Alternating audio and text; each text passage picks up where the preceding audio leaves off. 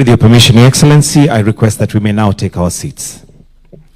Your Excellency, Dr. William Samoei Ruto, President and Commander-in-Chief of the Kenya Defense Forces, Honorable Abdul Swamad Sharif Nasir, Governor of Mombasa County, Rensen Mulele Ingonga, Director, Public Prosecution Kenya, Directors of Public Prosecution from other countries, senior government officials, stakeholders, ladies and gentlemen. Your Excellency, sir, with your permission to start us off, allow me to invite the Director, Public Prosecution Kenya, Rensen Mulele Ingonga, to just give us an overview and also to guide us with the program. Let's give him a clap as he's now coming on stage. Karibu sana. Welcome, sir.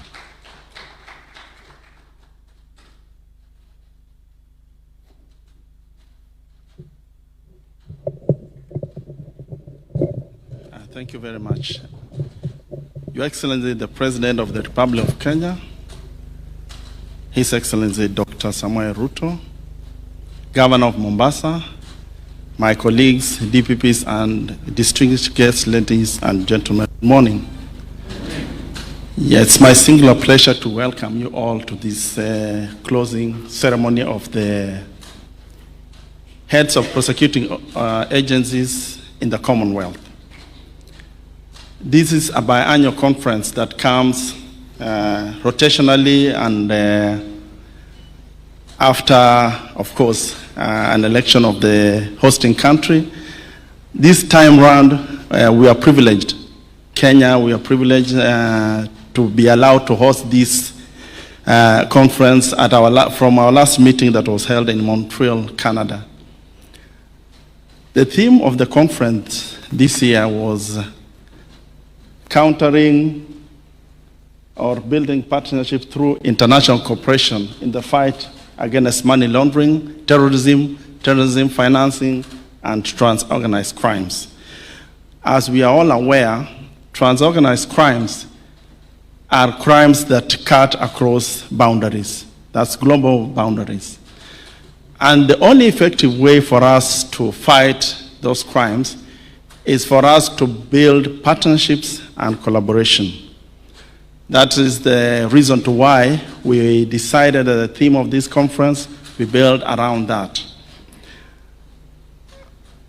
We have been here for this is the third day of this conference, and we have had an engaging exercise, sharing experiences, sharing future plans for us to be able to fight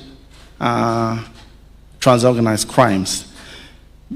Before I make my remarks, I'll invite two of my colleagues who will briefly highlight on what we've done and the way forward. I'll start with the prosecutor from Australia, that's Raila, to come and give very brief remarks before we proceed. Raila.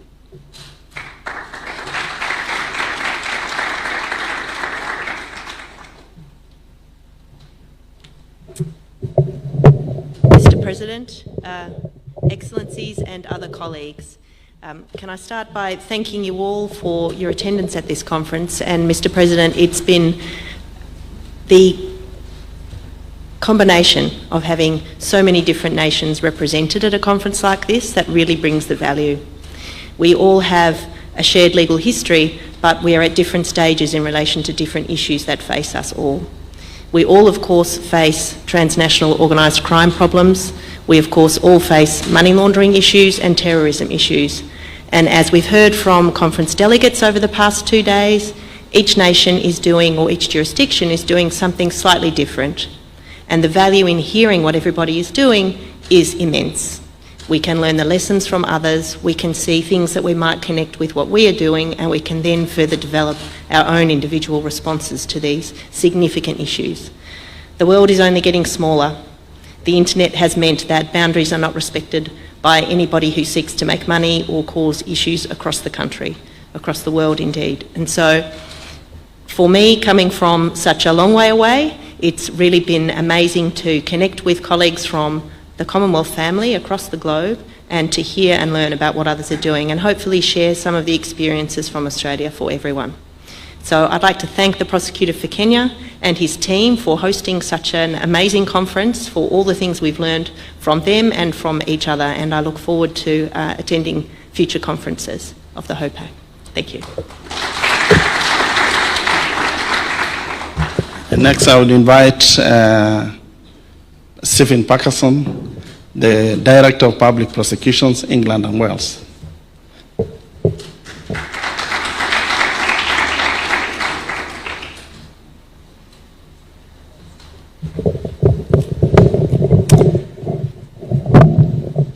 Thank you. Mr. President, Governor, Attorney General, fellow directors of public prosecutions, including, of course, Mr. Ensign Ngonga, can I begin by echoing what the DPP for the Commonwealth of Australia has said, and perhaps I can do so on behalf of all of us, heads of prosecuting agencies who are attending here today, to thank the Kenyans for the most wonderful hospitality that we have been shown, really from the moment that we arrived, but also for the organisation that has gone into this conference. To be honest, it's quite intimidating. I'm so glad that the UK held a conference 4 years ago, because we don't have to do so for a while.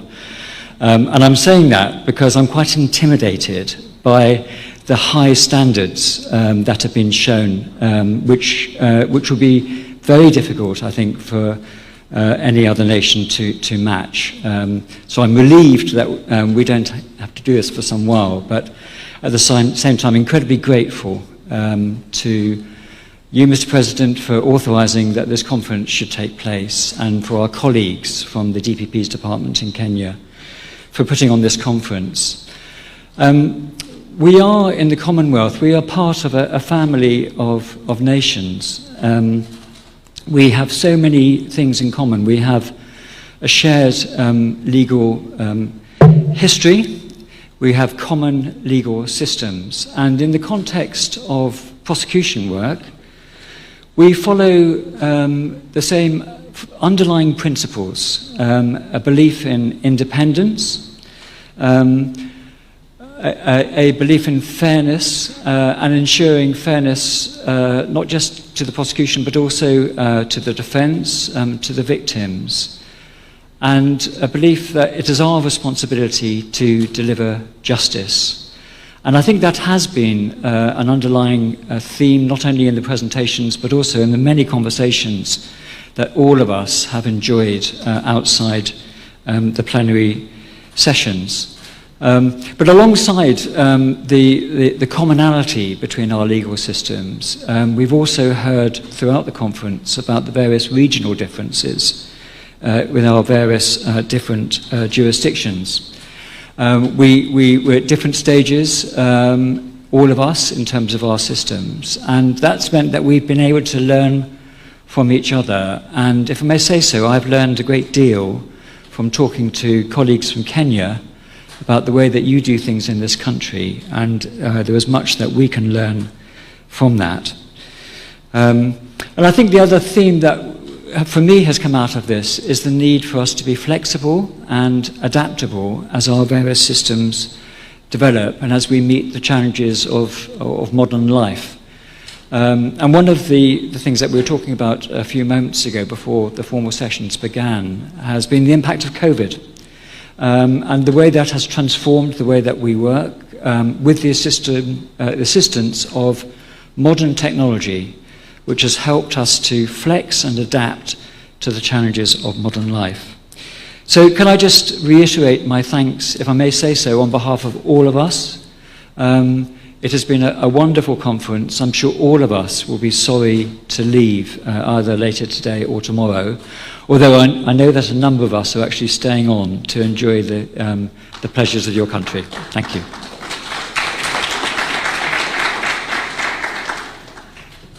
Yeah, thank you very much, Stephen. Your Excellency, the President of the Republic of Kenya, Commander-in-Chief of the Defense Forces, Dr. William Samoei Ruto, Governor of Mombasa, His Excellency Abdulswamad Sharif, heads of prosecuting agencies, distinguished guests, ladies and gentlemen. As we conclude this significant event, I'm honored to deliver these final remarks on behalf of our delegation. To begin with, I extend my deepest gratitude to His Excellency the President for agreeing to officially close this conference. Secondly, our gracious sponsors, SECFIN Africa and the Kenyan government, for making this meeting possible. I would like to thank my colleagues for their meticulous organization, which has ensured a truly productive and enriching experience for everyone, and to all distinguished participants for their insightful and thoughtful contributions. Your dedication to strengthening international cooperation is commendable. I also express my sincere gratitude to all our distinguished speakers for their invaluable insights and expertise, as well as diverse perspectives which have enriched our understanding of the challenges ahead and the opportunities for action in the sphere of combating transorganized crimes. Our theme of this conference, Building Partnership Through International Cooperation in the Fight Against Money Laundering, Terrorism Financing, and Transorganized Crimes, is not merely a topic of discussion. It is the very bedrock upon which the future of global justice must be built. We stand at a critical juncture, facing adversaries who operate without borders, constantly adapting their methods and leveraging the complexity of our interconnected world to their illicit advantage. In addition, we have engaged in profound and insightful discussions, delved into the intricate web linkages between money laundering and terrorism financing, and terrorism together with transorganized crimes. We have acknowledged that no single jurisdiction, however robust its legal framework or sophisticated its intelligence, can effectively combat these threats alone. Our collective strength lies in our ability to forge robust, agile, and enduring partnerships. To meet this ever-evolving landscape, we have to adjust and develop mechanisms to prevent the rapid increase of growth of transnational organized crimes. The discussions we have had have reaffirmed a fundamental truth: preventing transnational organized crimes is not only a security imperative, but also a moral, social, and developing necessity. Addressing this evolving and complex threat requires an approach rooted in the human dignity, inclusivity, and sustainable peace. We leave this conference with several critical takeaways. First, shared understanding. We have deepened our collective understanding of the evolving methodologies employed by criminal networks, from the exploitation of digital currencies to the sophisticated layering of illicit funds across multiple jurisdictions. This shared intelligence is invaluable. Secondly, operational strategies. We have exchanged practical strategies for enhancing mutual legal assistance, streamlining extradition processes, improving real-time intelligence sharing, identifying, tracing, and forfeiture of assets. These are not abstract concepts, but vital tools that empower our frontline prosecutors. Thirdly, technological imperative. We have recognized that just as criminals exploit technology, it is important to harness it for investigations, evidence gathering and analysis, embracing digital forensics and data-driven approaches, which is no longer an option but a necessity. Fourthly, human rights at the core. We have reaffirmed our unwavering commitment to upholding human rights and the rule of law in all our efforts. Our fight against crime must never compromise the very principles of justice and fairness we seek to uphold. Lastly, we have strengthened networks. Beyond the formal sessions, the informal interactions, the shared meals, and the direct connections forged here have been immeasurably valuable. The personal relationships forged are the true synergies of international cooperation, facilitating trust and expediting action when it matters most. As we move forward, we must ensure that the commitments made today translate into tangible actions.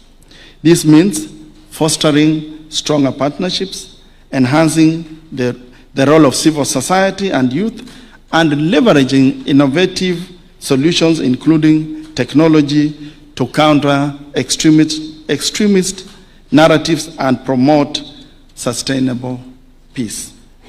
Distinguished guests, ladies and gentlemen, as we return to our respective jurisdictions, the real work begins. Let us translate the insights gained and the partnerships forged into tangible actions. Let us champion legislative reforms where necessary, invest in training and capacity building for our teams, and proactively seek opportunities for cross-border collaboration. The fight against money laundering, terrorism financing, and transorganized crimes is a marathon, not a sprint. It demands sustained effort, unwavering resolve, and above all, a united front. I'm confident that the bonds strengthened and the strategies refined at this conference will significantly bolster our collective ability to dismantle these criminal enterprises and safeguard our societies. I thank you once more again for invaluable contributions and your dedication to this vital mission. Together, let us ensure that our resolve leads to lasting impact and reaffirm that prevention, resilience, and partnerships must remain at the heart of combating money laundering, terrorism financing, and transorganized crimes. Let us carry forward the spirit of cooperation and shared commitment to justice that has defined our time together. We look forward to continuing this vital partnership in the days ahead. Thank you very much. At this juncture, I invite the Governor of Mombasa, His Excellency Abdul Samad, to address us.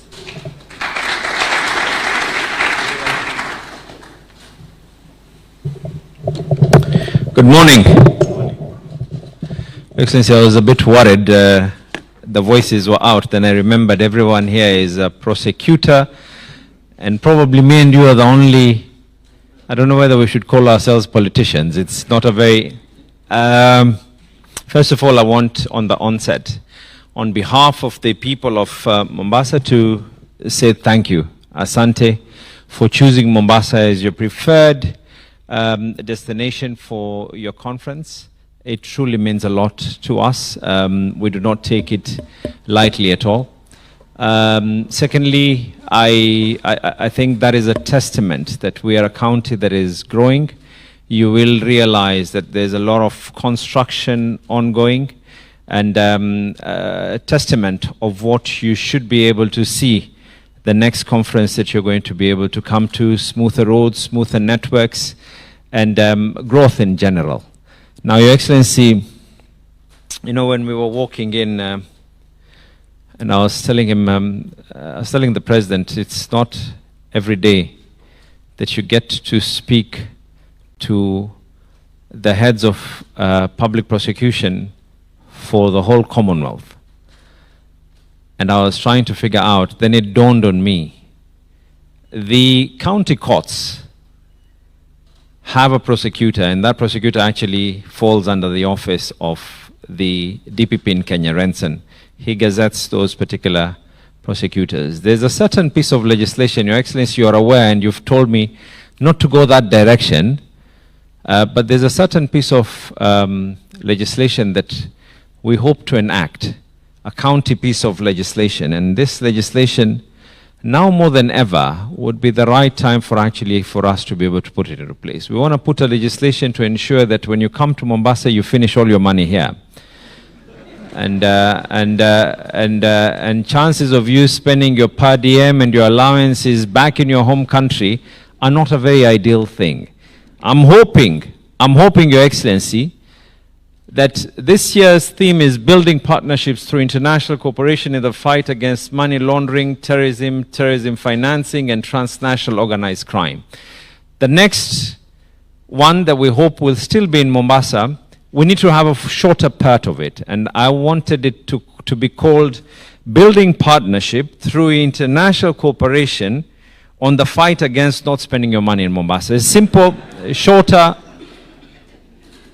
and you know, the logo of the DPP has something that actually goes hand in hand with what it is that I'm saying. It says, mashtaka yenye haki na usawa. Translated into English, means prosecution that has justice and fairness, and no fair way, and there'll be no justice to the fact that you come and enjoy Mombasa, and we say a big thank you, but there'll be no fairness if you don't finish your money here. So with those very many words, I want to say once again thank you, asanteni kwa kuja Mombasa. Your Excellency, mambo yetu ya Kenya tutazungumza kwa mhadhara mwingine. Kwa leo tuwakaribishe wageni. Thank you very much and be blessed. Asanteni sana.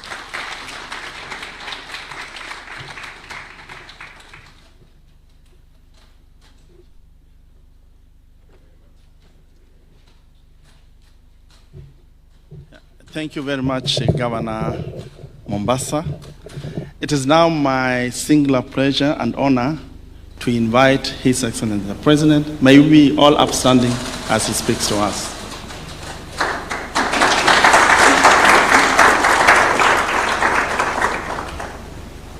Thank you very much, Renson. Thank you very much. Ladies and gentlemen, let's take our seats.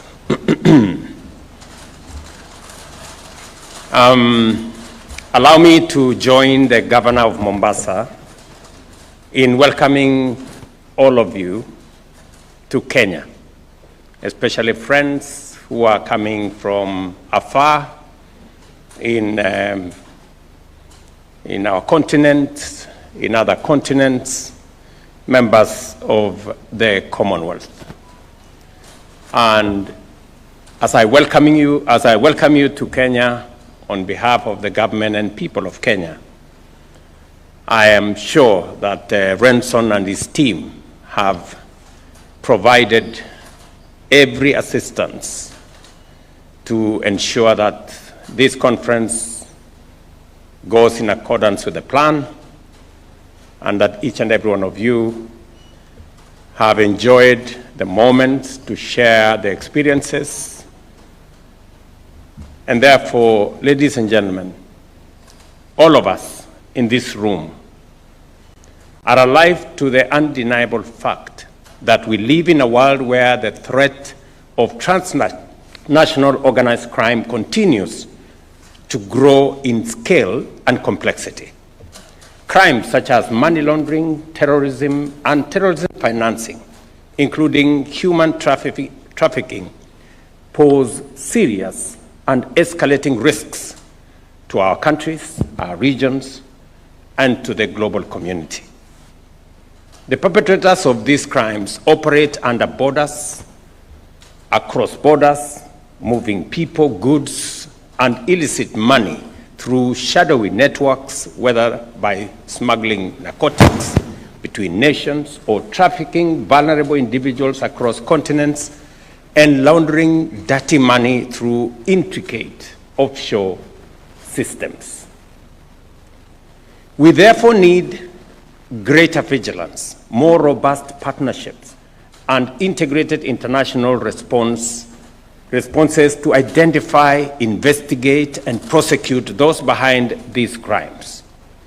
It is through such collaboration between national, regional, and international agencies that we can effectively disrupt and neutralize these threats and blunt their negative impacts.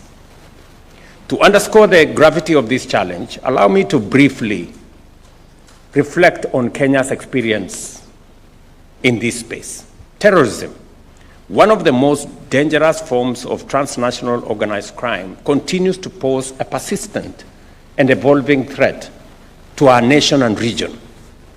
Kenya has endured several devastating attacks, including the 1998 United States Embassy bombing in Nairobi, the 2013 Westgate Mall siege, as well as the 2015 Garissa University and the 2019 Dusit II complex attacks. However, through heightened vigilance, enhanced intelligence, and strengthened international cooperation, Kenya has made notable progress in bringing perpetrators to justice. Just last month, 2 individuals were found guilty of aiding the Dusit II attackers, and sentencing is scheduled for June 19th this year. In the Garissa University case, the courts in 2019 found 3 individuals culpable and were sentenced to life imprisonment and 41 years each. Currently, 24 terrorism-related cases remain active before our courts, the majority involving membership in international terrorist organizations. These efforts have not only led to successful prosecutions, but have also significantly suppressed such attacks and contribute to enhanced national security. In addition, a total of 720 cases involving trafficking in children and other persons, unlawful acquisition of travel documents, fraud and misrepresentation, facilitating illegal entry into or exit from countries, interfering with travel documents and personal effects, and trafficking in persons for purposes of organized crime were reported between 2021 and 2024. The Office of the Director of Public Prosecutions has also registered 30 money laundering cases in the last 3 years. An in-depth analysis of these cases show that the perpetrators and criminal networks operate across multiple jurisdictions and have a presence on social media platforms. In addition, financing, facilitation, and commission are transboundary in nature. For instance, during the Dusit terrorism attack, financing was traced to banks in South Africa, various banks within Kenya, and Somalia. Furthermore, criminal networks have evolved their modus operandi. In human trafficking cases, often terrorists pose as victims to facilitate the movement across borders. They also operate through sophisticated, encrypted social media platforms and increasingly use cryptocurrency to finance their activities.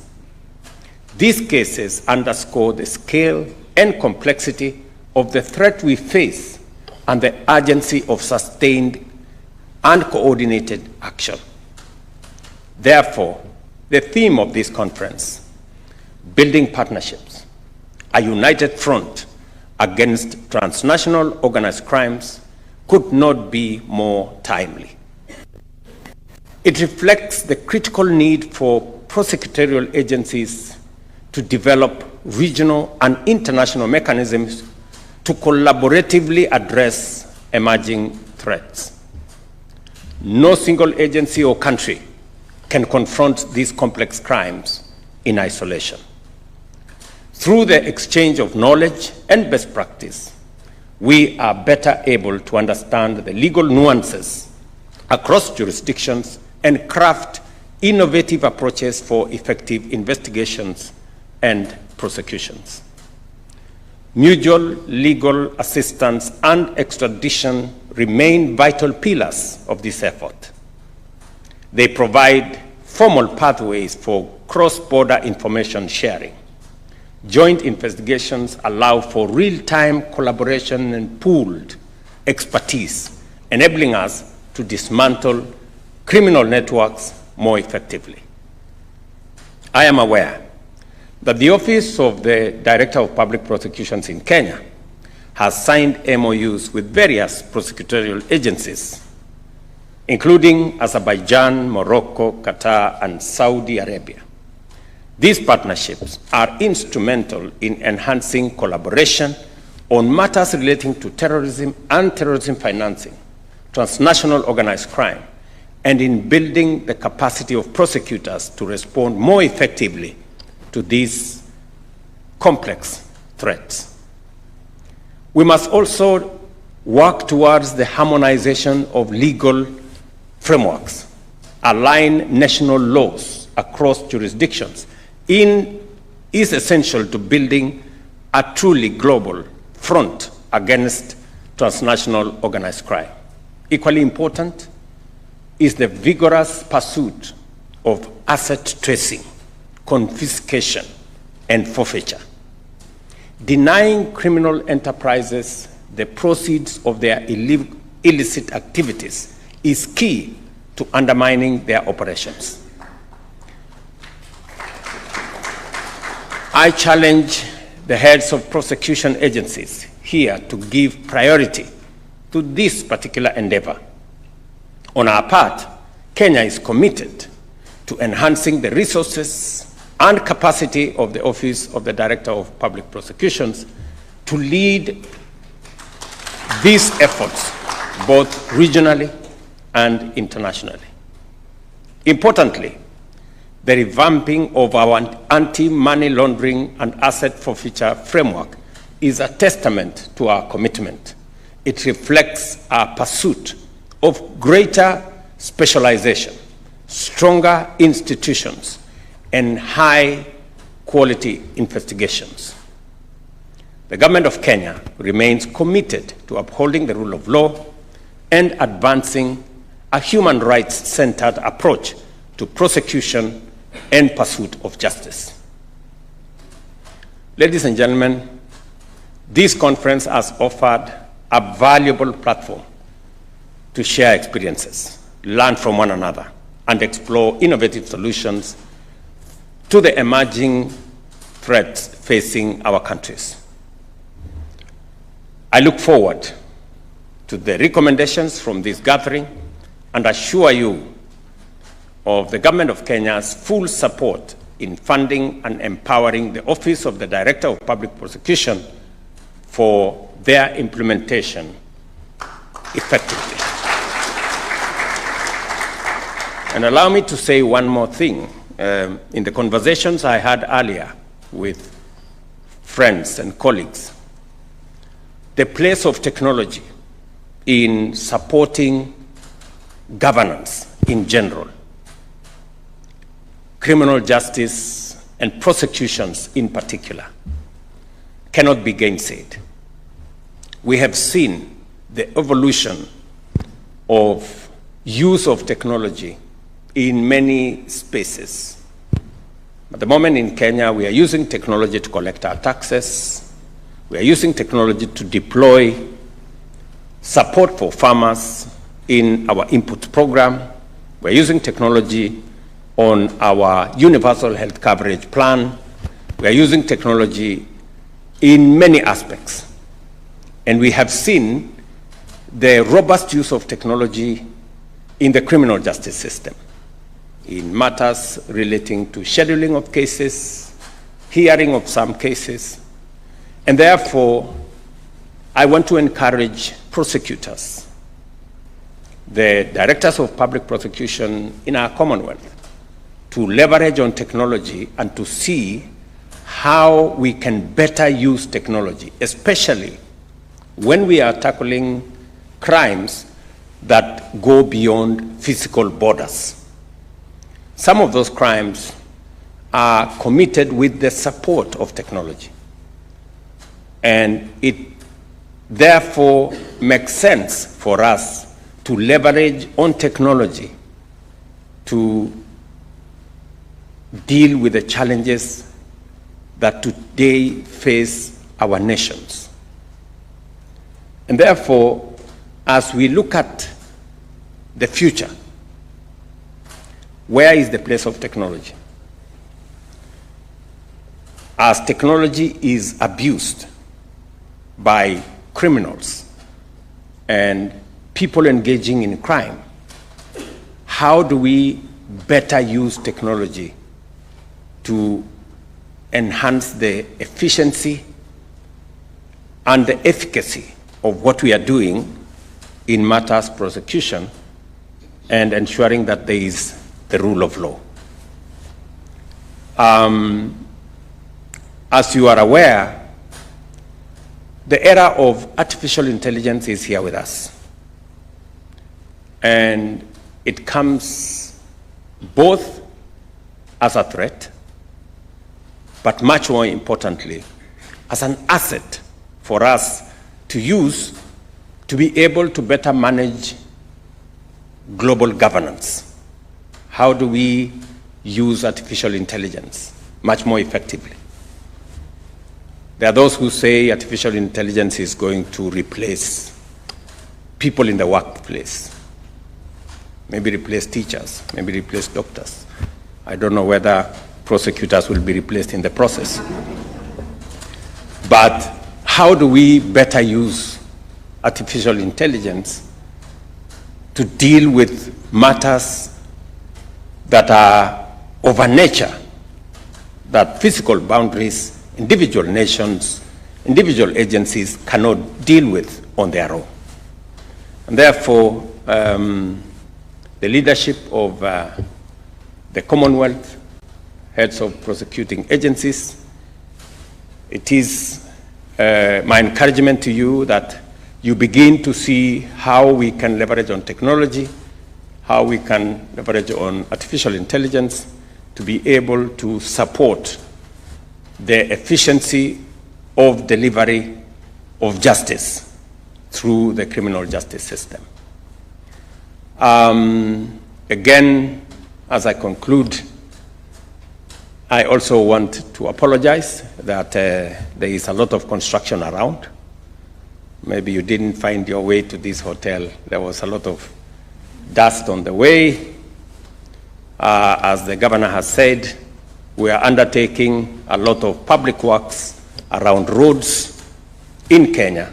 We are currently undertaking construction of about 2,500 kilometers, including this particular road here. There is also a lot of construction around housing, markets, hostels, stadia, as we transform our region and provide for public services and goods to the people of Kenya, including social infrastructure. And therefore, bear with us as we do this. It only makes your next conference better. And we want to do that across our counties and across our country. We also are working together collaboratively within the region. I would also encourage those of us from the East African community. I see my friends from Tanzania here, my friends from Uganda, that even as we build the Commonwealth network, let's also see how we can leverage on the East African community to better coordinate action around the issues that are of concern to this conference. Let me also say that there is an opportunity within the Africa Union that as we undertake the reform of the Africa Union, we can better collaborate as countries in this region to see how we can build greater synergy in all spaces as we work on the Africa Continental Free Trade Area, as we look at what our financial institutions are doing. And I think the areas of governance, criminal justice system, and prosecution should not be left behind as we build the networks to better leverage the opportunities that exist in our continent and to better deploy the assets and the resources we have whether it is the human capital that exists in plenty in our continent, or the resources, mineral and natural resources that are available in our continent, to better improve the quality of life and the place of citizens of our countries and of our region. Ladies and gentlemen, it is now my pleasure to declare the 23rd Commonwealth Heads of Prosecuting Agencies Conference closed. Thank you very much. I wish you the very best. Thank you. Another hearty clap for his...